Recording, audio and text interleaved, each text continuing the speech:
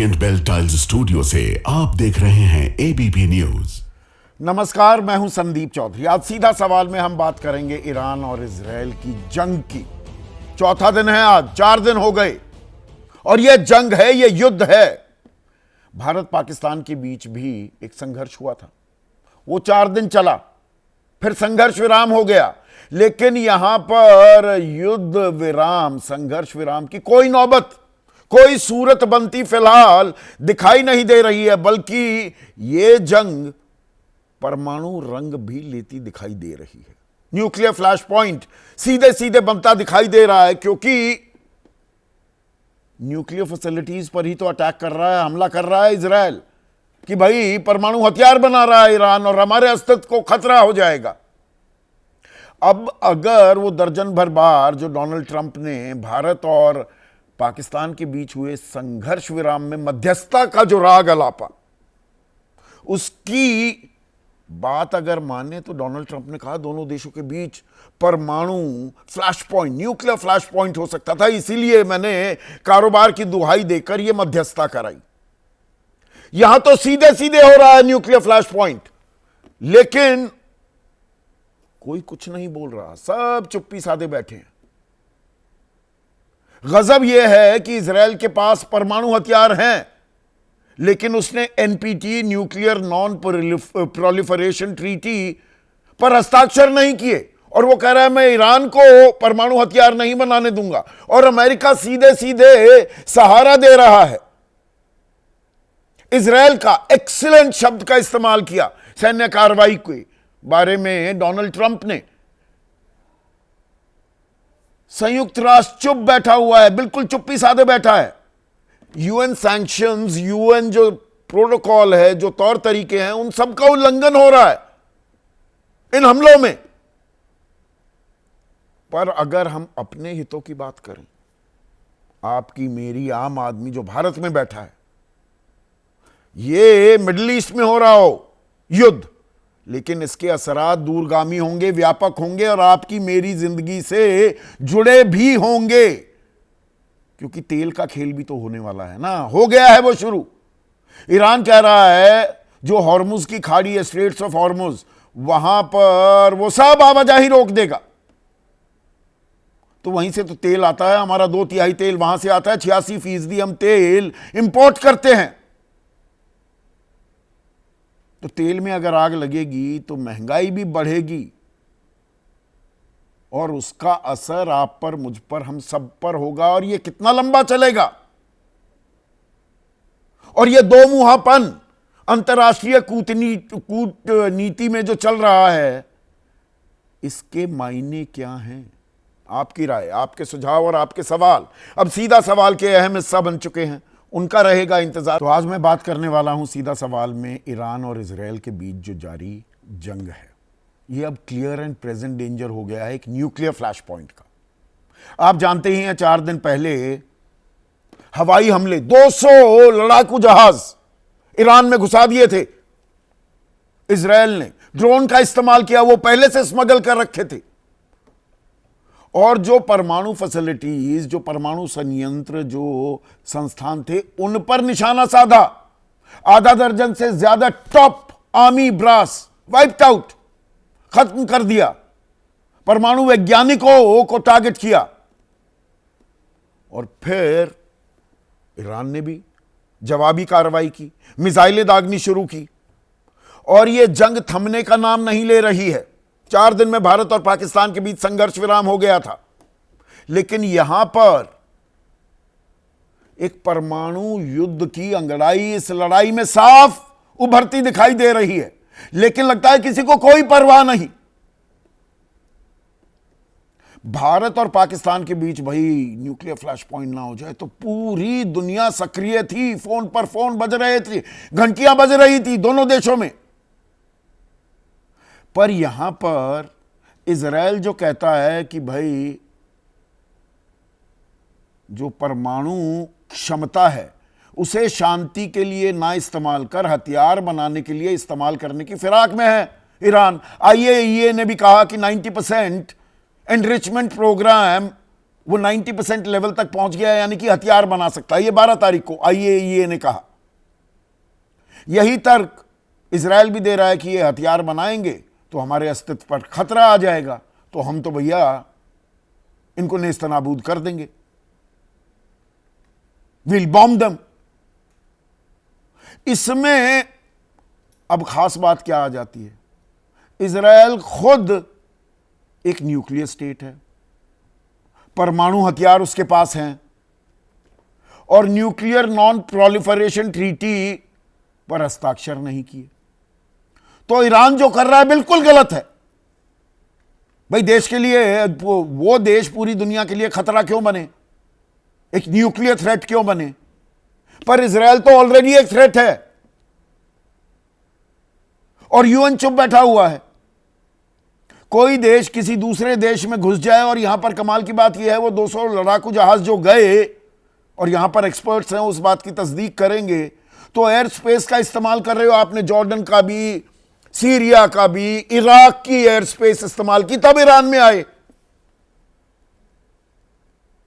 तो पहले ये मुल्क, अरब मुल्क, वो क्या इजराइल का साथ दे रहे थे या किसी दबाव में थे? अब सब साथ आ गए हैं, वो कह रहे हैं भाई ईरान के साथ हैं, इजराइल गलत कर रहा है। सऊदी अरेबिया ने इसमें अगुवाई की है, और शंघाई कोऑपरेशन ऑर्गेनाइजेशन जो है, जिसका हिस्सा हम भारत भी हैं, हम भी हैं, उनके बाकी मुल्कों ने, और इसमें रूस और चीन सबसे प्रमुख हैं, उन्होंने इस हमले की निंदा की है ईरान पर। हम उससे अलग हो गए। तो क्या हम इजराइल के साथ हैं? इजराइल के साथ होने में हमारे हित सदते हैं क्या? There are no permanent friends, no permanent enemies, only permanent interest. और हमें साधने होंगे, पर वो सधेंगे क्या? इजराइल का साथ देकर। ईरान हमारा एक बहुत पुराना पारंपरिक मित्र है, चाबहार। बंदरगाह में हमारे स्टेक्स हैं, क्योंकि पाकिस्तान से तो हमारे रिश्ते सुधरने नहीं है, वो तो पूछ सीधी होती नहीं है, ना होने का नाम ले रही। तो हमें सेंट्रल एशिया के लिए रूट भी चाहिए। अफगानिस्तान होते हुए सेंट्रल एशिया जाना है तो चाबहार, वो ईरान में है। हम इजराइल के साथ खड़े हो रहे हैं। इजराइल हमें रक्षा सौदे आजकल बहुत कर रहा है, सैन्य उपकरण दे रहा है, गवर्नमेंट टू गवर्नमेंट कृषि क्षेत्र में सहयोग हो रहा है। तो एक टाइट रोप वॉक है भारत की कूटनीति के लिए भी, और अंतर्राष्ट्रीय स्तर पर यह दोगलापन जो हो रहा है कूटनीति के नाम पर, वो क्या हमारे लिए भी खतरे की घंटी बजा सकता है? भाई संघर्ष विराम हुआ, हमने दुनिया के सामने पोल खोल की, पर्दाफाश किया, गिड़गिड़ाया, बिलबिलाया पाकिस्तान ऑपरेशन सिंदूर के चलते, लेकिन हुआ क्या पाकिस्तान का? यूएन सिक्योरिटी काउंसिल की जो तालिबान पर निगरानी रखने वाली कमेटी है, यानी कि आतंकवाद पर जो निगरानी रखेगी कमेटी, उसकी कमान पाकिस्तान को मिल गई। आतंकी मुल्क, अ फेल्ड रोग नेशन, आतंकवाद पर कमान लगाएगा, यह इनाम मिल गया। और काउंटर टेररिज्म, आतंकवाद रोकने की जो कमेटी है उसकी उपाध्यक्षता मिल गई। वर्ल्ड बैंक ने $1,71,00,000 वो पैसा दे दिया। 20,502 करोड़ रुपए वो IMF ने दे दिए पाकिस्तान को, भीख मांगता हुआ जो उसका कटोरा, छेद वाला कटोरा। 57% वेटेज IMF में वोटिंग राइट्स की अमेरिका के पास है। बोला नहीं नहीं दे दो 20,502 करोड़, ठीक है, ये पाकिस्तान इतना भी बुरा नहीं है। और 7,000 करोड़ के करीब एशियन डेवलपमेंट बैंक से मिल गए। तो यह कूटनीति हमारे लिए भी खतरे की घंटी हो सकती है क्या, कि पाकिस्तान वहां फायदा उठा ले जाए? पर उससे ज्यादा अहम सवाल है आपकी मेरी जेब का, देश की अर्थव्यवस्था का सवाल। ईरान कह रहा है कि अब ये स्ट्रेट ऑफ हॉर्मुज, यहां तो भाई मैं सारा व्यापार रोक दूंगा। अब ये 21 मील चौड़ा ये इलाका है, समुद्री इलाका। 20% वैश्विक तेल व्यापार यहां से होता है, और भारत जो 86% कच्चा तेल आज की तारीख में आयात करता है, इंपोर्ट करता है, उसका 2/3 हिस्सा स्ट्रेट ऑफ हॉर्मुज से आता है। अभी कच्चे तेल की कीमतें $65 पर बैरल पर चल रही थी, अब 11% का इजाफा हो गया, 70 पार हो गई हैं। और आकलन यह किया जा रहा है, गोल्डमैन सैक्स कह रहा है कि ऐसे ही चला तो कुछ ही दिनों में $100 पर बैरल कच्चे तेल की कीमत हो जाएंगी। और जेपी मॉर्गन तो कह रहा है कि ये $120 पर बैरल तक जा सकती हैं, यानी महंगाई डायन खायत जात है। ये गाना फिर गुनगुनाना पड़ेगा, फिर परेशान होना पड़ेगा। और इसकी पहली लाइन तो ये है, सैया तो खूब ही कमात है, ये 2010-11 की पीपली लाइव का गाना है, तो उसमें कि सैया तो खूब ही कमात है। आजकल तो सैया खूब कमात भी नहीं है, आमदनी अठन्नी, खर्चा रुपया, आम आदमी का ये हाल हो रहा है, घर कैसे चलेगा भैया। और उसमें महंगाई की ये मार पड़ गई तो क्या होगा। अब जो एक्सपर्ट्स हैं वो कह रहे हैं कि $10 प्रति बैरल की वृद्धि से हमारी जो विकास दर, जो हम ताल ठोकते हैं, दुनिया में सबसे तेजी से विकास कर रही अर्थव्यवस्था है हमारी, हर $10 पर 0.3% की कमी आ जाएगी विकास दर में। यानी कि ये $50 टाइप बढ़ गया तो 1.5% की गिरावट, और महंगाई जो अब काबू में थोड़ी आती दिखी, वो फिर रेलमपेल शुरू। इसी पर आज हम चर्चा करने वाले हैं। ऐसे में आज का सीधा सवाल, पहला, परमाणु जो युद्ध की अंगड़ाई दिखाई दे रही है, इजराइल ईरान की लड़ाई, परमाणु युद्ध की अंगड़ाई, और तेल में होगा खेल, महंगाई की रेलमपेल। चर्चा में मेरे साथ किसी भी राजनीतिक दल के किसी नुमाइंदे को नहीं बुलाया है मैंने। बीजेपी और कांग्रेस में जंग चल रही है आजकल की, भाई क्या ईरान का साथ छोड़ दिया है, क्या सरकार इजराइल के साथ जाती दिख रही है। तो ऐसे में एक्सपर्ट्स को बुलाना जरूरी हो जाता है। स्टूडियो में मेरे साथ महेश सचदेव हैं, जाने माने diplomat, a very brave soldier and a proud soldier, major general Bishambar Dayal retired studio में है मेरे साथ। एक और brave soldier, major general Yash Mor retired, वो भी जुड़ गए हैं। रविंद्र सचदेव वैश्विक अर्थव्यवस्था पर भी और कूटनीति दोनों को स्टडी करते हैं, जाने माने पत्रकार हैं, सत्यहिंदी.com नाम का डिजिटल प्लेटफॉर्म चलाते हैं आशुतोष, और देश के विदेश सचिव रह चुके हैं शशांक मेरे साथ जुड़ चुके हैं। शशांक जी,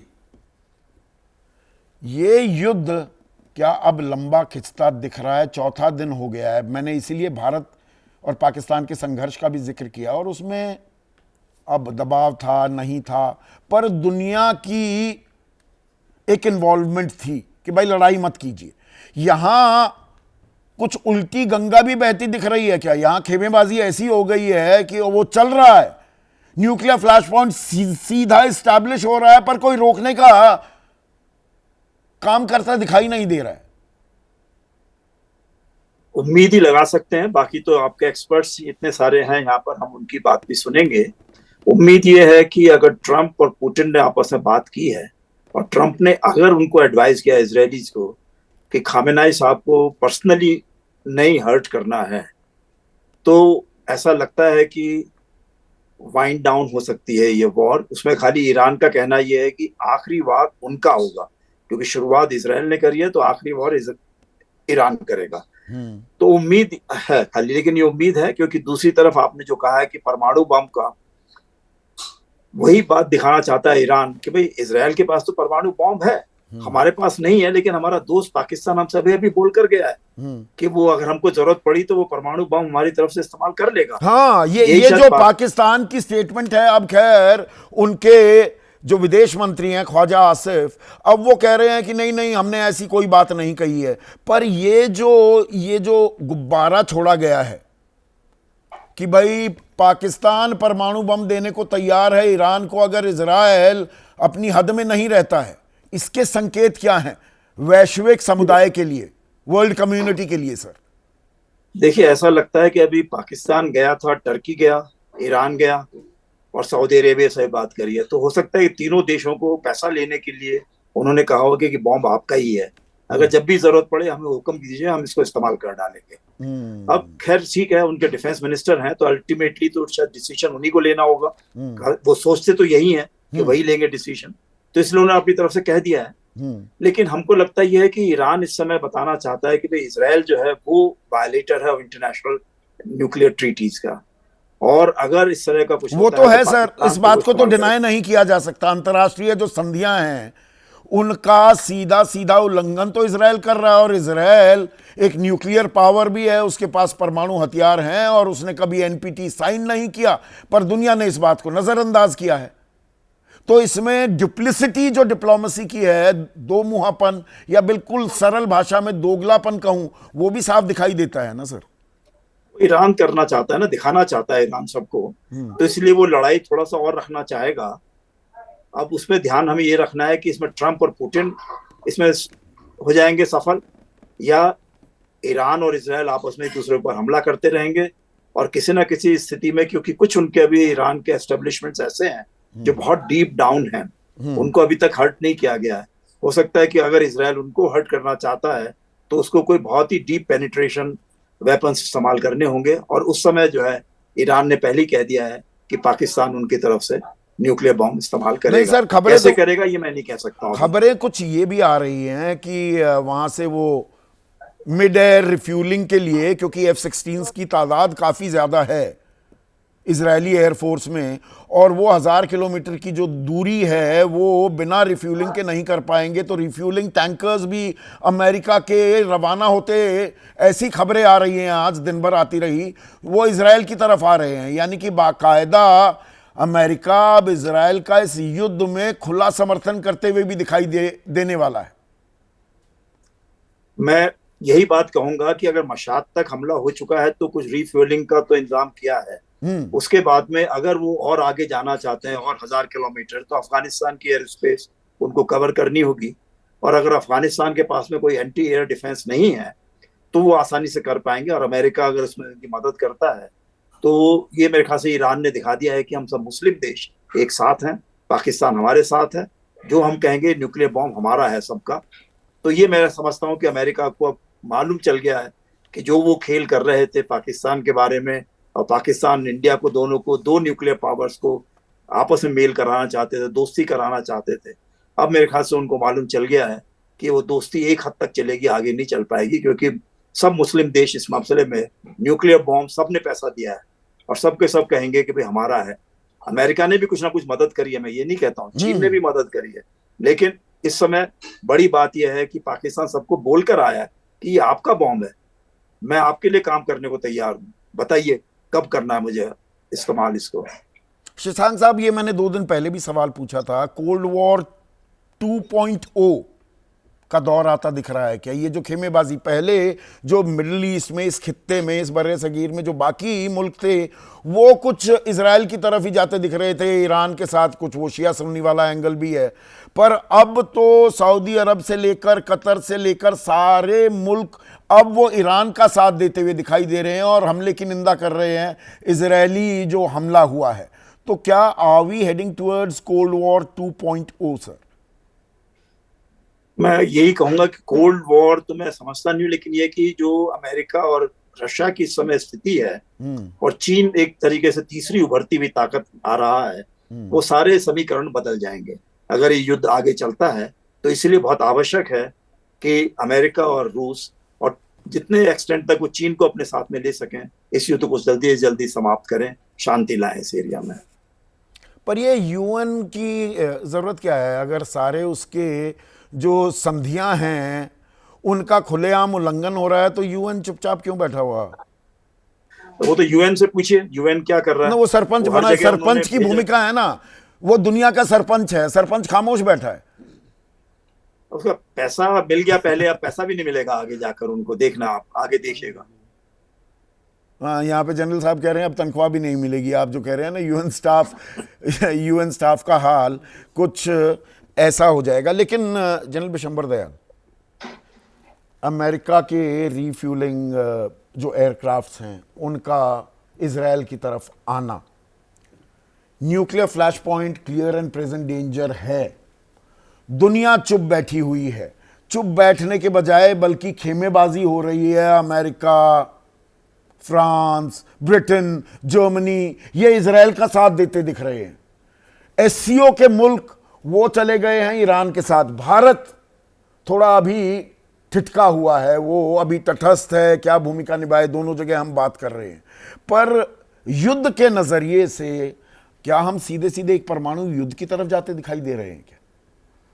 संदीप देखो, परमाणु युद्ध तो नहीं, मैं दुनिया को नहीं डराऊंगा इस चीज से।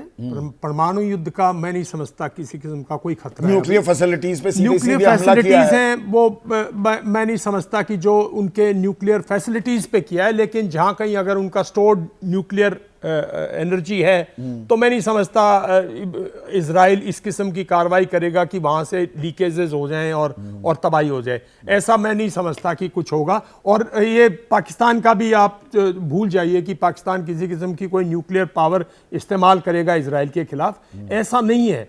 देखिए, जब दुनिया में संतुलन खराब हो गया ना, दुनिया का संतुलन बिगड़ गया, तो संदीप कोई भी लाइंस नहीं है आज के दिन। ना कोई कोल्ड वार की लाइंस है, ना कोई ईस्ट ब्लॉक वेस्ट ब्लॉक की लाइंस है, ना कोई डेमोक्रेसी वर्सेस, कोई लाइंस नहीं है। आज के दिन मौका परस्ती है, और इस मौका परस्ती में एक देश इजराइल जो है वो मैं समझता हूं कहीं अपना हक से ज्यादा दुनिया में अपना दबदबा बनाने के लिए दुनिया के हर दस्तूर का उल्लंघन करके, मैं मानता हूं हमास ने जो किया वो वर्ल्ड डिप्लोमेसी को हॉस्टेज, बंधक बनाकर छोड़ सब दिया, चीजों को बंधक बना दिया। देखिए, आपने ना किसी की एयर स्पेस की कदर की, ना आपने किसी कंट्री को अनप्रोवोक्ड एक कंट्री पे आपने किया। आपने कहा ये हमास को सपोर्ट करता है, हिजबुल्लाह को सपोर्ट करता है, हम इसको इस तरह। तो दुनिया में दुनिया भर की जो टेररिस्ट जो इंटेलिजेंस ऑर्गेनाइजेशंस हैं दुनिया भर की, वो दुनिया भर के टेररिस्ट को उन्होंने सपोर्ट किया है, तो सबको तबाह कर दो। नहीं, इसमें अमेरिका का खेल भी क्या नजरअंदाज किया? बिल्कुल, ये तो देखिए ट्रंप ने बोला था। सर एक मिनट सुनिए ना, इराक को बॉम्ब किया, वेपन्स ऑफ मास डिस्ट्रक्शन है,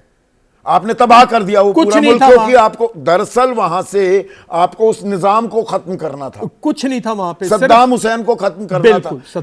पाकिस्तान की तो पोल खोल एक बार नहीं हजारों बार हो चुकी है। उसामा बिन लादेन वहीं मिला, वहीं मारा अमरीकियों ने। तो अमरीकी वहां आबेदान क्यों देते घूमते हैं?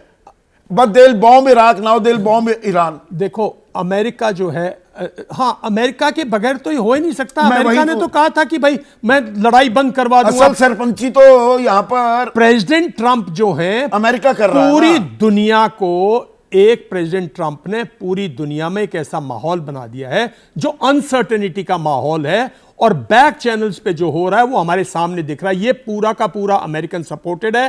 कोई लड़ाई बंद नहीं हुई, हमास और उसकी लड़ाई छोड़ दो, लड़ाई को बढ़ा दिया। अगर आप ईरान पे लड़ाई ले आए हो तो ईरान की जो आपने खुद बताया 25% पूरा ऑयल जो है और इसके प्राइसेस जो है, इसके एस्केलेशन जो है, इस सिर्फ ईरान की तबाही नहीं होगी, इसमें काफी कुछ नुकसान गरीब मुल्कों का होगा, और इसमें ऑयल प्राइसेस बढ़ेंगे, सब कुछ होगा। इसमें भी तो खेल है, क्योंकि अमेरिका को ऐसी कोई जरूरत नहीं है। अमेरिका को कोई जरूरत नहीं है। अमेरिका के पास है, रूस के पास है, बाकी दुनिया तबाह होती है। अमेरिका भी चाहेगा कि उसका ऑयल ले, यूरोप उस पर डिपेंडेंट हो जाए। देखो, रशिया से टूट गया, ईरान बिल्कुल बंद हो जाएगा, और अगर यहां से सऊदी अरेबिया वगैरह, यूएई वगैरह अगर यहां से नहीं एक्सपोर्ट कर पाए तो ऑयल तो तेल के खेल में हमारा चाहे तेल निकल जाए, पर बहुत से लोगों का फायदा भी होगा। ये खेल बहुत बड़ा है, दरअसल खेल बहुत बड़ा है, और मैं नहीं समझता कि इस लड़ाई को, ये लड़ाई कुछ दिन चलेगी। इस लड़ाई को कोई रोकने वाला नहीं है, कुछ दिन चलेगी। का मतलब क्या हुआ जनरल साहब? देखिए, लड़ाइयों का आजकल पीरियड नहीं दे सकते हैं। 3.25 साल हो गए यूक्रेन और रूस की। तो देखिए,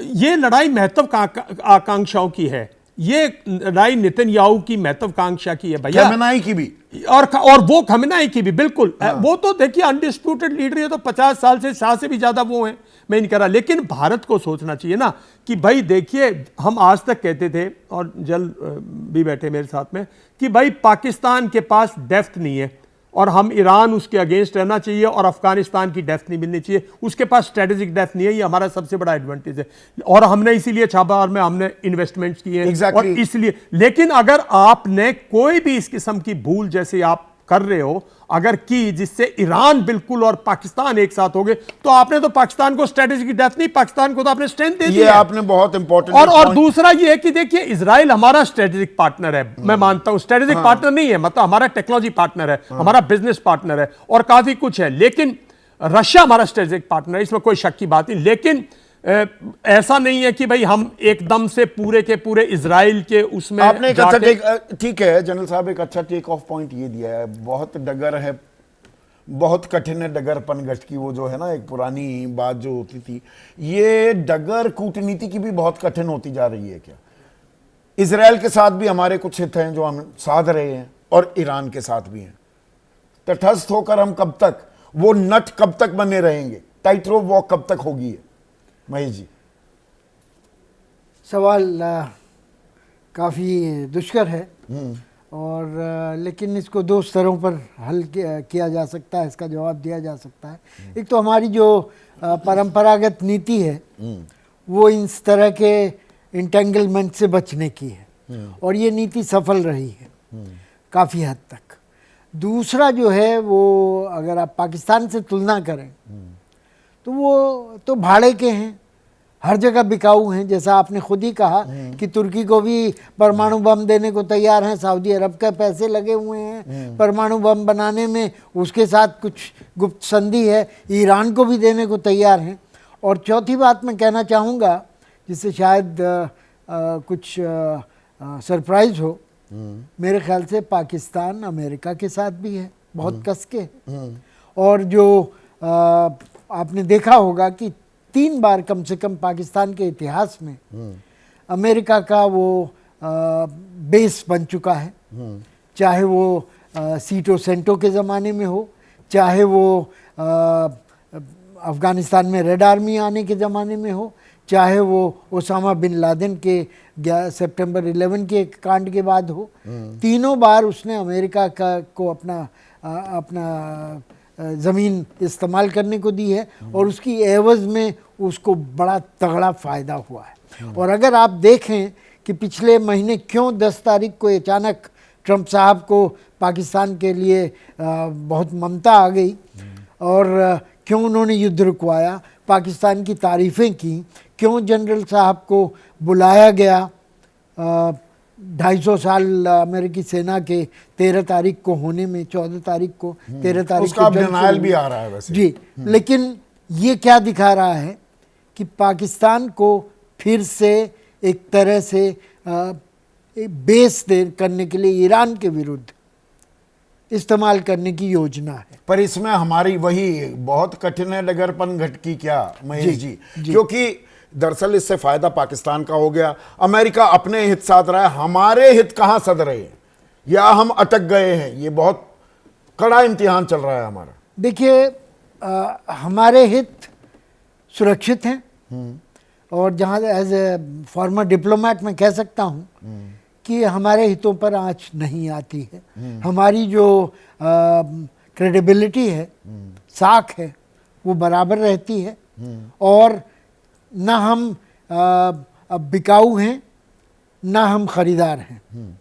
और ये तरीका मेरे हिसाब से भारत के सारी अंतर्राष्ट्रीय संधियों का अगर इस तरह से खुलेआम उल्लंघन होगा, अगर वहाँ बच्चे, मासूम बच्चे और महिलाएं मारी जा रही हैं, गजा में 60,000 का फिगर आ रहा है, या ईरान में भी जो हो रहा है, भारत की एक आप जैसे लोगों की वजह से, आप जैसे राजनयिकों की वजह से हमारी एक छवि थी पूरी दुनिया में। हम जो ह्यूमैनिटेरियन मानवीय पहलू कभी नजरअंदाज भारत करता नहीं दिखाई दिया जी। यहाँ पर ये चुप्पी, क्या हमारी स्टेटेड पॉलिसी सालों की, उसमें एक नुआंस आ रहा है? मैं यू टर्न की बात नहीं करूंगा, एक बदलाव भी आ रहा है। आपकी बात सही है। अगर एक तर्क दिया जाए कि अमेरिका की निंदा की जा सकती है, इजराइल की निंदा की जा सकती है, चाहे वो रूस हो, चाहे चीन हो, चाहे SCO हो, चाहे यूनाइटेड नेशन जनरल असेंबली हो, तो भारत इस बारे में क्यों? अरे भाई, पाकिस्तान अगर बिलबिला रहा था, घुटनों पर आ गया था, 9 उनके हमने आतंकी ठिकाने नेस्तनाबूद कर दिए, 100 से ज्यादा हमने आतंकी मार दिए सर, हमने 11 एयर बेसिस को नुकसान पहुंचा दिया, लाहौर का एयर डिफेंस सिस्टम तबाह कर दिया, तो हमने मध्यस्थता क्यों की? ट्रंप कह रहे हैं कि मैंने करवाई। अब यहां सवाल ये आ जाते हैं ना जी, आते हैं। और ये इसके बदले में अगर कहना चाहूं कि यहां मध्यस्थता नहीं कर रहा अमेरिका, ईरान और इजराइल के बीच मध्यस्थता नहीं कर रहा है, खुलेआम इजराइल के साथ जा रहा है। यहां मध्यस्थता क्यों कर रहा था, हमारे साथ क्यों नहीं था? If Donald Trump is our friend, why was he not with us? Hyphenate क्यों कर रहा था हमारी रिलेशनशिप, और कर रहा है लगातार। अब तो फिर से हाइफनेशन चालू हो गया है। हाँ। लेकिन वो दोनों गेंदों को आसमान में एक साथ नहीं, इससे उछालना जुड़े चाहते हैं हैं। ना। ईरान और इजराइल में जो हो रहा है वो भारत के साथ, ये हमारी कूटनीति, हमारा जो स्टैंड होगा, रुख रवैया होगा, ये सब कुछ जुड़ा हुआ है जी, एक एकाग्रता है इस बारे में। हाँ। एक समावेशता है जो कि जिसको कि साख जिससे बनती है देश और की। इसमें छोटी मोटी बात नहीं है। जिस इलाके में अब ये तनाव हो रहा है, ये जंग हो रही है, क्लियर, यहाँ 1 करोड़ लोग हैं भारतीय मूल के। Indian diaspora is 1 crore people. 10,000 के करीब तो ईरान में ही है, वहां हमारे छात्र भी हैं जी। उनको निकालना भी अब एक बड़ी चुनौती होने वाली है, क्योंकि वहां पर तो सारे हवाई अड्डे तो बंद पड़े हुए हैं। तो ऊपर की तरफ सेंट्रल एशियन रिपब्लिक्स की तरफ जाकर बस के रास्ते से और तब लाना पड़ेगा। जी, ये सब चीज़ें देख करके ही भारत ने धीर गंभीर तरीका इस्तेमाल किया है। और शांति के बारे में प्रधानमंत्री ने नेतन्याहू से साहब से बात की है, ईरान के विदेश मंत्री से हमारे विदेश मंत्री ने बात की है। क्योंकि हम जानते हैं कि पिछली बार जब 1.5 लाख पौने 2 लाख भारतीयों को कुवैत से निकाला गया था 1991 में, तो देश की अर्थव्यवस्था चरमरा गई थी। नहीं, अब और यूएई अगर में उसके 35 लाख भारतीय हैं, सऊदी अरब में 26 लाख हैं, कुवैत में 11 लाख हैं, ओमान में लगभग 8 लाख हैं, 7.5 लाख कतर में हैं, बहरीन में भी 3.25 लाख हैं। अब ये सारे मुल्क दरअसल ईरान के साथ आ गए हैं। ये भी मैं गलत तो नहीं कह रहा हूं। मैं इसको स्वीकार नहीं कर सकता। इसको आप स्वीकारते नहीं है। ये पर यूएई, सऊदी अरब कहनी और कथनी में काफी फर्क है। ट्रंप साहब पिछले तो नहीं, महीने आने वाले दिनों पिछले में अब महीने ये होके किस गए। तरफ खड़े होते दिखाई देते हैं, तो उसमें भारत किस तरफ खड़ा होता है, उसमें हमारा नफा नुकसान का आकलन तो होगा ना महेश जी। जी, आकलन है। और इन देशों का भी अपना आकलन है। वो नहीं चाहते कि जो युद्ध की, इजराइल और ईरान के युद्ध की लपटें उन तक पहुँचें, और उनमें जो अमेरिका के बेसिस हैं या उनके अपने जो हित हैं उनको नुकसान पहुँचे।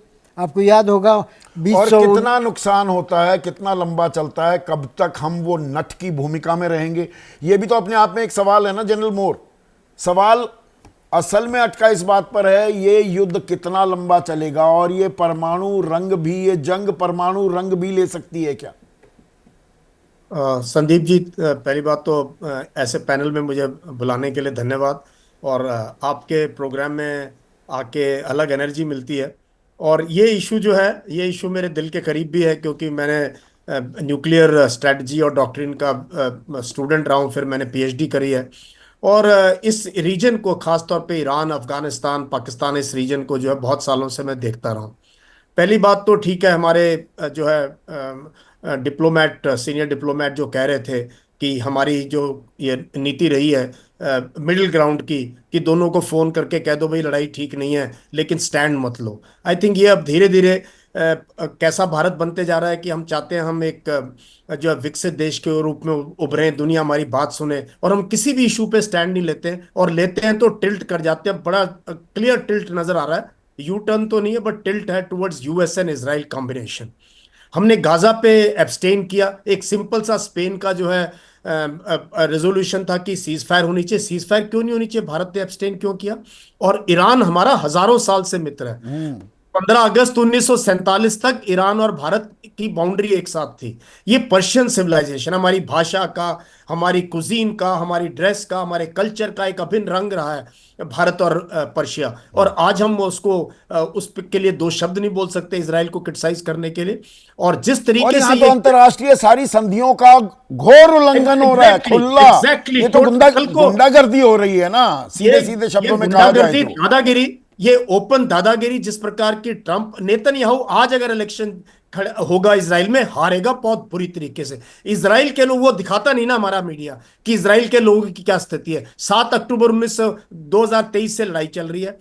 कभी लेबनान से बॉम्ब आ जाते हैं, कभी हमास से आ जाते हैं, वहां शांति नहीं है। फिर इसने नया फ्रंट खोल दिया यहाँ पे, और ये कब तक चलेगा इस प्रकार से? और ये 2-3 महीने से इसके एयरक्राफ्ट तैयार थे, they were itching to go and hit Iran. अब आपने न्यूक्लियर बॉम्ब बना लिया, ये नहीं बना सकता। नहीं, वहां तक बात समझ में आती है कि भाई हमारे अस्तित्व पर खतरा है, और ये तो न्यूक्लियर वेपन्स शांति के लिए परमाणु शक्ति का इस्तेमाल करे ईरान, हमें दिक्कत नहीं, हथियार बनाएगा तो हम जी युद्ध करेंगे। अगर आप खुद परमाणु पावर ना होते, आपके पास परमाणु हथियार ना होते, आपने एनपीटी साइन कर रखा होता, वरना है भी तो आपने ना एनपीटी साइन कर रखी, आपके पास परमाणु हथियार भी, आप सब करेंगे, दूसरे को करने नहीं देंगे। अरे कोई कायदा तो होता होगा ना। आप कितने दिनों से देखो, यमन में गरीब लोगों के घरों पे रात को बॉम्ब गिरा देते हैं। मतलब वो इंसान नहीं है क्या? ये पूरा का पूरा एक जो है पिछले कुछ सालों से जो एक पुशबैक है, व्हाइट सुपरमेसी का जो पुशबैक है, ये पूरा का पूरा नजर आता है इस बार। कब से नहीं, कम पर इसमें देखिए हमास या हूती के जो ये वो आतंकवादी हैं, उसके अलावा तो कोई शब्द इस्तेमाल किया नहीं जा सकता। जो वो करते हैं वो भी तो घोर निंदा का विषय है ना। इंटरनेशनल टेररिज्म जो हो रहा है, ये एग्जैक्टली संदीप, जो ये हो रहा है, ये इंटरनेशनल टेररिज्म है ये। और आप जो है पुराना इतिहास उठा के देखो, इनको प्रॉब्लम है मुल्ला रेजीम से, क्लर्जी से। बट इससे आपने क्या कर रहे हो? अगर आप ईरान को ऐसे हिट करोगे, ईरान के सारे लोग अपनी गवर्नमेंट के साथ मिल गए अभी। अब जो इंटरनेशनल लोग भी हैं ईरान के, जो क्रिटिसाइज करते थे खमैनी को और चाहते थे चेंज हो, वो भी सारे के सारे उसके साथ। क्योंकि अभी देखो, जब देश पे अटैक होता है ना, तो पूरा का पूरा देश, सारे सब के सब जुड़ जाते हैं लोग। यही अभी कुछ दिन पहले हमने पाकिस्तान का हाल देखा, सब के सब आसिम मुनीर के पीछे पूरा देश खड़ा हो गया उनका। और तो यही ईरान के साथ जो ये कर रहे हैं, इस तरीके से किसी देश के ऊपर ये लंबा चलने वाला है ये युद्ध, मतलब क्योंकि इससे हमारे आर्थिक हित जुड़े हुए हैं ना सर। अब मैं उस पहलू पर भी रविंद्र सचदेव के पास जाऊंगा। ये युद्ध क्या लंबा खींचेगा? अब आपको ऐसा दिख रहा है पॉइंट ऑफ नो रिटर्न हो रहा है दोनों तरफ से। क्योंकि नोशन ऑफ विक्ट्री क्या होगी? वहां तो हमास के साथ तो कुछ कर नहीं पाए कि हम, हमास तो उसी तरह से इंटैक्ट है। कुछ लीडर मारे हैं, बट अभी तक आप तब उनको खत्म तो कर नहीं पाए। लोग मारे हैं आपने, 2/3 औरतें और बच्चे। यहां पर भी ना तो आपने रेजिम चेंज, और रेजिम अगर चेंज नहीं कर पाए आप, फिर ये पूरा का पूरा लूजिंग बैटल है। और अब मैं गारंटी दे रहा हूं आपको, अब जो ईरान की जो साइंटिफिक कम्युनिटी है, उनकी जो भी उनके अंदर देश प्रेम के लोग हैं, या चाइना को हम डिस्कस ही नहीं कर रहे। चाइना ने बहुत क्लियरली बड़ी स्ट्रॉन्ग स्टेटमेंट दी है इस पूरे चीज में। उन्होंने कहा Israel has crossed a red line in this particular thing. SCO का वो चेयरपर्सन है, और एससीओ में हम भी हैं, ईरान भी मेंबर है। China has stood. तो कल को कौन रोकेगा? अगर चाइना चाहेगा कि ईरान डेवलप करे न्यूक्लियर वेपन, ना अमेरिका रोक सकता और ना इजराइल। दुनिया की कोई ताकत रोक नहीं सकती अभी। नहीं, जब आप नॉर्थ कोरिया को नहीं रोक पाए थे, देखिए जब वो नहीं रोक पाएंगे, अगर तो करने पर कोई आ जाए तो ये तो एक तमाशा हो रहा है ना। तो इतना अंतरराष्ट्रीय कूटनीति के नाम पर जनरल मोर, क्या एक तमाशा भी हो रहा है? तमाशा का आप ह्यूमिलिएट कर रहे हो एक इतने बड़े देश को, इतने लोगों को, जिनका अपनी एक, आपसे ज्यादा अमेरिका और इजराइल से ज्यादा इनका सिविलाइजेशन रिच है, उनको आप ह्यूमिलिएट कर रहे हो 30-35 साल से। अब उनको ह्यूमिलिएट कर रहे हो कि हम आपको उनको जिस प्रकार से उन्होंने टारगेट किया। तो ये दुनिया के लिए, इंटरनेशनल ऑर्डर के लिए और भारत जैसे देश के लिए, हम साउथ अफ्रीका पर हमने उनके साथ क्रिकेट नहीं खेली इतने साल। हमने अपने पासपोर्ट पे स्टैंप लगाते थे, not allowed to go to South Africa. हम स्टैंड लिया था हमने भारत ने रंग भेद के खिलाफ, और हमने हर जगह स्टैंड लिया। ये भारत स्टैंड लेने वाला कंट्री रहा है पहले, बट अब जो है, अब पता नहीं कहां हम क्या हमारा ऐसा कौन सा हित है। इजराइल सामान देता है, पैसे लेता है, और अमेरिका को हमारी बहुत सख्त जरूरत है अमेरिका को आज के दिन। नहीं, और वो सिर्फ हमें ही दे रहा है क्या? पाकिस्तान को अमेरिका लगातार सारी चीजें दे रहा है ना। सारी दे रहा है, पूरा का पूरा सपोर्ट है। और उनका जो है सेंटकॉम का जो कमांडर इन चीफ है, उसने सेनेट के आगे कहा कि Pakistan is our most trusted ally in war against terrorism. पूरी दुनिया को सुनाया। तो मतलब ये बहुत ही दिलचस्प भी है, बहुत ही इम्पोर्टेंट, महत्वपूर्ण भी है, जिस मुहाने पर, कूटनीतिक मुहाने पर हम खड़े हैं। पर अभी आर्थिक पहलू पर रविंद्र सचदेव अगर हम जाएं, अब ईरान, देखिए ज़्यादा नुकसान ईरान का हो रहा है, इसमें तो कोई शक नहीं। सैन्य ताकत इजराइल की ज़्यादा है, साइज बड़ा ईरान का है। पर क्या बौखलाया हुआ, खिसियाया हुआ ईरान अब उसके पास एक ट्रम्प कार्ड है, एक तरफ का पत्ता है, वो है स्ट्रेट ऑफ हॉर्मुज पर कब्जा। 20 से 25% तेल का व्यापार दुनिया का उस इलाके से होकर निकलता है। उसका इस्तेमाल करेगा जो धमकी दे रहा है ईरान। क्या वहां तक भी जा सकती है नौबत, वहां तक जा सकती है?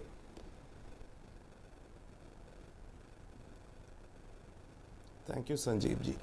मेरे विचार से डेफिनेटली जा सकती है और जाएगी। पीछे कदम रखते हैं। नेतन्याहू का एम क्या है इजराइल का?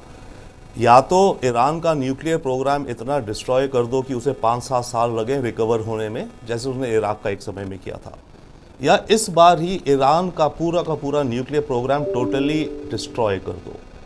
अब नेतन्याहू तो नेतन्याहू है, उन्हें शायद ये वंस इन अ जनरेशन मौका दिख रहा है कि पूरा का पूरा ईरान का न्यूक्लियर प्रोग्राम खत्म कर दिया जाए तो ठीक है इजराइल के लिए।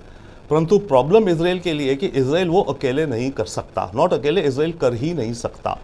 इजराइल के पास वो डीप बंकर बॉम्ब्स नहीं है जो फदरोव को करीब 1500 मीटर नीचे उसको डिस्ट्रॉय कर सकें। इजराइल के पास एयरक्राफ्ट नहीं है जो उस तरह के बॉम्ब ले जा सके। वो है तो केवल और केवल, जहाँ तक मेरा अंदाजा है और जो आई थिंक मोर और लेस में पक्का हूँ, वो है केवल और केवल अमेरिका के पास, इजराइल के पास नहीं है।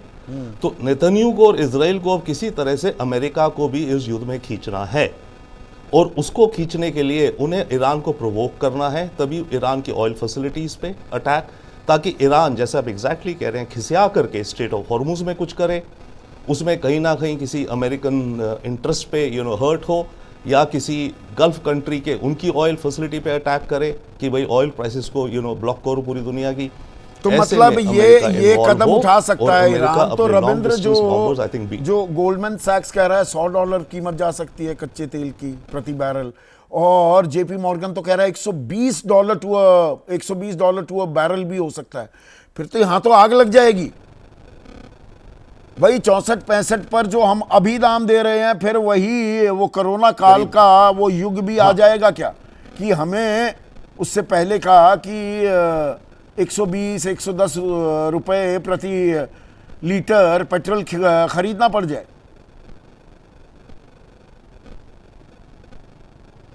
संदीप जी, आपने प्रोग्राम की शुरुआत में कहा था कि हर $10 की इंक्रीज बैरल पर अगर शॉर्ट या मीडियम टर्म हो तो भारत की जीडीपी पे अंदाजा है करीब 0.5% फर्क पड़ेगा। हाँ, $10 की इंक्रीज पे। अभी कितना है, 90 पे, जितने पर भी है।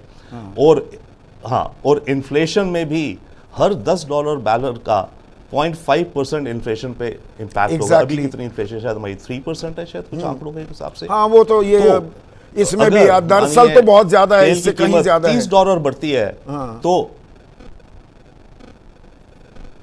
तो बट ओके, अगर $30 तेल की कीमत बढ़ती है, दैट मीन्स स्ट्रेट अवे हमारा 1.5% जीडीपी चॉप्ड ऑफ और 1.5% इन्फ्लेशन क्लियरली एडेड। इसके अलावा गल्फ में जो हमारी रेमिटेंसेज आती हैं, जो हमारे भाई एनआरआई डायस्पोरा है, आई थिंक $30-35 बिलियन एनुअल आता है अमेरिका और इन दोनों की ईच बराबर है शायद, मोर और लेस।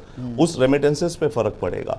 तो इकोनॉमिक इम्पैक्ट तो डेफिनेटली है। लॉजिस्टिकल इम्पैक्ट हमें पड़ेगा। हम चाबार से जो सेंट्रल एशिया जाना चाहते हैं, आई थिंक अम्बेसडर सजदेव शुरू में कह रहे थे, हम सेंटर पीछे से, पाकिस्तान ने तो हमें ब्लॉक कर ही रखा है, चाइना कॉरिडोर और पाकिस्तान ने, हमारा कोई एक्सेस नहीं है बैकयार्ड में सेंट्रल एशिया के, वो हमारा रुक जाएगा सारा चाबार पोर्ट। इधर हम इंडिया मिडिल ईस्ट कॉरिडोर जो सोच रहे हैं, going to Greece and Cyprus जो आज बात हो रही है, वो डिले हो जाएगा। इस सारी उथल पुथल में चाइना को मौका मिलेगा या एंट्री करने का? इस सारी उथल पुथल में अरब स्ट्रीट में क्या होगा वो भी नहीं कह सकते, क्योंकि इनके जो मोनार्की के लीडर्स तो अमेरिका के साथ हैं, बट ग्राउंड में तो काफ़ी सिंपैथी एम्पैथी आप कहिए गाजा के साथ भी है। बिल्कुल है। तो नेतन्याहू मेरे ख्याल से हिचकिचाएंगे नहीं इस तरफ ले जाने को, क्योंकि उनको अपनी जिंदगी की अचीवमेंट भी दिखेगी ना। नहीं, हमें वो तो हो गया, इजराइल ईरान की बात हो गई, रविंद्र सचदेव। नहीं, भारत की भाई हमें क्या करना होगा, हमें अपने आर्थिक हित तो साधने हैं ना। अगर हम विश्व गुरु बनना चाहते हैं, हम ये अपनी विकास दर को मेंटेन करना चाहते हैं, अभी हम कोई चौथी सबसे बड़ी अर्थव्यवस्था हम कहते रहें, प्रति व्यक्ति आय में हम 144वें नंबर पर हैं। हमारा किसान विशुद्ध किसानी से 27 रुपए प्रतिदिन ही कमाता है। 81 करोड़ 35 लाख लोग, अभी 5 किलो अनाज दिया जा रहा है उन्हें। इन बातों को हम नजरअंदाज नहीं कर सकते। तो ये जो हो रहा है मिडिल ईस्ट में, हमें आर्थिक से हित साधने के लिए क्या करना चाहिए तुरंत, अगर मैं आपसे एक सुझाव मांगू तो? I really don't know. सब चीजें मेरे से क्वेश्चन जी हाँ, क्विकली। एक तो कुछ चीजें हमें करनी पड़ेंगी, मरता क्या ना करता। हमें तेल को डाइवर्सिफाई करना पड़ेगा। तेल इस रीजन से हॉर्मूज ब्लॉक हो गई है, वो हमें दूर जगहों से, लैटिन अमेरिका से, अफ्रीका से, अमेरिका से ऑलरेडी हम ले रहे हैं, रशिया से डाइवर्सिफाई करना पड़ेगा तेल का सप्लाई इटसेल्फ, चाहे महंगा कीमत भी देना चाहिए। अभी से ही हमारे पास प्लान होनी चाहिए। बिल्कुल सही आप कह रहे हैं जी। एक सेकंड आशुतोष, पर ये आपको कैसे अनफोल्ड करता दिख रहा है जो ये ईरान इजराइल का युद्ध है, और जो हम बीच में अभी कहने को तटस्थ, या मैं कहूं अभी मन पक्का नहीं बना रहे, इस स्थिति में कब तक रहेगा भारत? देखिए संदीप, दो चीजें महत्वपूर्ण है। पहली बात यह कि ये जो लड़ाई है, ये दरअसल इस बात को तय करेगा कि अमेरिका की जो दादागिरी है और चाइना की जो महत्वाकांक्षा है, उसकी लाइन को ये अंडरलाइन करेगा। और इसलिए क्योंकि जो स्टेटमेंट जो चाइना ने दिया है इजराइल को लेकर, वो स्टेटमेंट बहुत चाइना अमूमन देता नहीं। उसने कहा कि Israel has crossed all red lines. इसका मतलब बिल्कुल साफ है कि आज की तारीख में अगर आप वर्ल्ड पॉलिटिक्स को देखिए, तो चाहे पाकिस्तान का मसला हो या फिर ईरान का मसला हो, रशिया चाइना बिल्कुल एक साथ मिलकर खेल रहे हैं। और रशिया कभी भी नहीं चाहेगा, और चाइना भी कभी भी नहीं चाहेगा कि ईरान क्रम्बल कर जाए, क्योंकि अगर ईरान क्रम्बल कर जाता है, जो जिसको बड़े मुश्किल से पिछले कई सालों में रूस और चाइना ने कल्टीवेट किया अपने एक साथी के तौर पे, तो वो एक अजीबोगरीब स्थिति पैदा करता है। जगन्नाथ यादव हैं आशुतोष, हमारे दर्शक हैं बांदावासी, वो ये पूछ रहे हैं ट्रंप साहब अब सीज फायर क्यों नहीं करवा पा रहे? वो तो शक्ल है ना, जब से डोनाल्ड ट्रंप आया, मैं कराऊंगा, मैं यूक्रेन रूस में युद्ध बंद कराऊंगा, भारत पाकिस्तान में करा, यहां सीज फायर कराने के बजाय विमान भेजते घूम रहे हैं, समर्थन देते घूम रहे हैं। ये खेल क्या है? देखिए, ये सवाल तो हमारे ख्याल से मौजूदा सरकार, भारत की मौजूदा सरकार से पूछना चाहिए कि जब आप जीत रहे थे तो आपने क्यों सीज फायर के लिए तैयार हो गए। ये सवाल तो उनसे पूछना है। मुझे नहीं लगता इसमें ट्रंप का कोई बहुत बड़ा हाथ नहीं, पर ईरान और इजराइल में सीज फायर क्यों नहीं करा रहे डोनाल्ड ट्रंप, और क्यों भड़का रहे हैं आग को?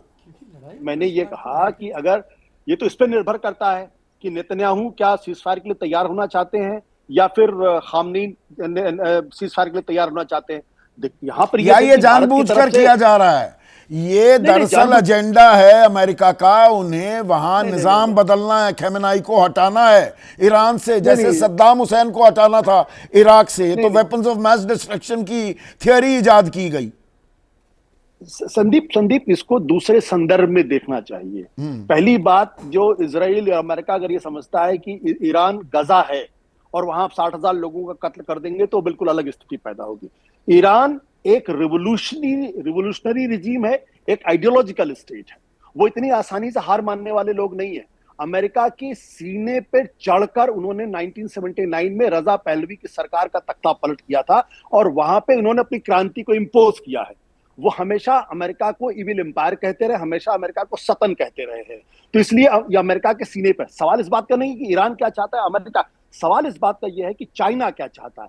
क्या चाइना ये चाहेगा कि ईरान क्रम्बल कर जाए? क्या हमें क्या चाहना चाहिए, सवाल यहां पर है। अभी चीन की बात छोड़ते हैं, आदित्य नागर हैं हमारे दर्शक आशुतोष, उज्जैन वासी, वो कह रहे हैं हम 2-3 नावों में क्यों सवार हो रहे हैं? क्या ये एक बड़ा इम्तिहान हो गया विदेश नीति का?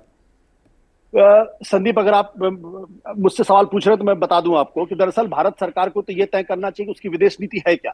आज की तारीख में मुझे ना तो उनकी कोई विदेश नीति दिखाई पड़ती है, ना उनका कोई विदेश मंत्री मुझे दिखाई पड़ता है। आप एससीओ के अंदर अकेले पड़ जाते हैं। अमेरिका आपको रोज गाली दे रहा हो, कह रहा आप ब्रिक्स के साथ हैं इसलिए हम आपके साथ नहीं आ सकते हैं। वो कहता है ये वादे किंग ऑफ टैरिफ है। और उसके बाद रूस आपके साथ नहीं, जो आपका बेस्ट फ्रेंड हुआ करता है, चाइना आपके साथ नहीं है, बांग्लादेश आपके साथ नहीं, नेपाल आपके साथ नहीं, मालदीव आपके साथ नहीं है, कनाडा आपके साथ नहीं है, और अमेरिका रोज आपको गाली दे रहा। तो अब है कहां? ये सवाल तो भारत सरकार को पूछना चाहिए ना कि जब हम विश्वगुरु बनने का सपना देख रहे हैं तो दरअसल भारत की नहीं, पलटकर फिर लोग ये भी कहते हैं, देखिए साइप्रस गए अभी प्रधानमंत्री, अब कनाडा जाएंगे, G7 में पहले न्योता नहीं दे रहे थे, देने पर मजबूर होना पड़ा। तो भारत को इग्नोर तो किया नहीं जा सकता। संदीप, आपने भी 30 साल कम से कम पत्रकारिता की, आपको कभी ऐसा सुना कि भारत के प्रधानमंत्री इंतजार में बैठे हो कि उनको निमंत्रण दे दे, और अगर निमंत्रण मिल जाए तो हम अपनी पीठ थपथपा ले करे, वाह वाह कि निमंत्रण मिल गया, अब तो बाहर देखिए अराइव हो गया। ठीक है, ये सारी बचकानी बातें हैं, सब बचपने वाली बातें। महत्वपूर्ण सवाल इस बात को लेकर क्या, महत्वपूर्ण सवाल ये कि आज की तारीख में भारत दुनिया के तख्ते पर, उसको पता ही नहीं उसकी विदेश नीति क्या है।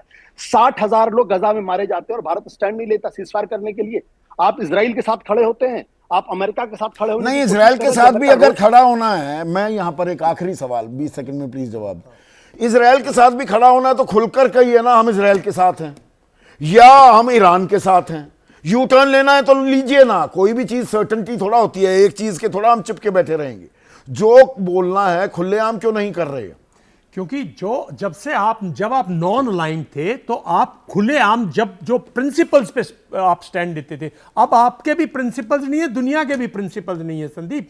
भारत की देखिए, भारत की सुरक्षा इसमें है कि भारत का सबसे बड़ा मार्केट है और 80 करोड़ लोग करीब जरूर है, लेकिन 60 करोड़ लोगों का मार्केट सबको अट्रैक्ट करता है। भारत के पास दुनिया भर के एंटरप्रेन्योर्स हैं, दुनिया भर की मैन पावर सर्विसेज हैं, जहां आपकी पावर ऑफ जो आपकी ह्यूमन रिसोर्सेज है वो है, दुनिया उसको यूज कर रहा है। भारत की मैं बिल्कुल मानता हूं, भारत की आज के दिन कोई ऐसी स्पष्ट इंटरनेशनल स्ट्रांग पॉलिसी नहीं है। हम खुलेआम ये नहीं कह सके कि हम रशिया आपके साथ हैं, क्योंकि रशिया हमारे साथ पिछले 50 साल से हमारे साथ था, हमने कभी खुल के नहीं कहा। हम तो कह रहे हैं जी हमने आपका ठीक है सर, टाइम ओवर। आप क्योंकि डिप्लोमेसी की बात हो रही है, 15 सेकंड में सर एक कंक्लूडिंग। और ये लड़ाई एक दिन की नहीं है, ये लड़ाई सारी चली है 7 तारीख से। अमेरिका ने कराई है, अमेरिका करा रहा है जी। देखिए, परिस्थितियां डामाडोल हैं और इस समय कोई भी निश्चित तरीके से कुछ भी कह पाना मुश्किल है। ट्रंप साहब खुद भी दिन में 3 बार बयान बदलते रहते हैं, तो आप किसको कब समर्थन करेंगे? आपको समय चाहिए कि आप विकास कर सकें और आप अपनी जो आपकी क्षमता है उसका पूरा दोहन कर सकें। तो थोड़ा अनिश्चितता का दौर है, और दौर ऐसा भी है कि लगातार लोग अपने स्टैंड अंतर्राष्ट्रीय स्तर पर अपना स्टैंड बदलते रहते हैं। तो भारत स्टैंड लेगा क्या, ये भी आने वाला वक्त इस बात की गवाही देगा। आप कह रहे हैं क्यों लेगा या लेना पड़ेगा, देखते हैं, भविष्य के गर्भ में है ये बातें। आज इतना ही।